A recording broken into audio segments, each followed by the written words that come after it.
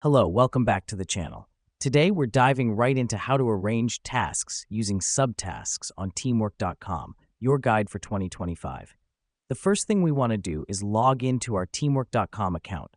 Why? Because that's where all our project management magic happens. Now that we're logged in, we're going to hop over to the Tasks tab. This is the powerhouse of our project management, where we keep all our tasks neatly organized. Now, let's say we have a task titled Create Marketing Plan. Click on that task, and you'll see a Subtasks option. Click on it. The reason we do this is to break down our main task into smaller, manageable parts. This helps us because it allows us to delegate different parts of the task to different team members, or just keep track of all the steps involved in a complex task. Next up, we're going to add subtask.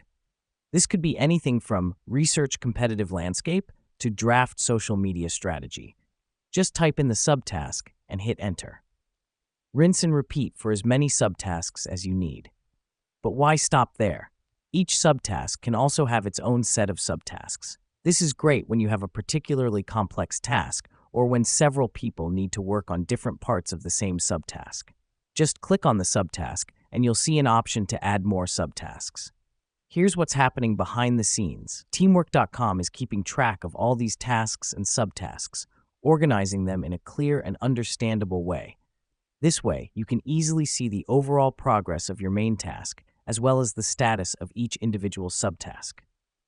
Now that we've done that, the last step is to assign these subtasks. Next to each subtask, you'll find an Assign To option.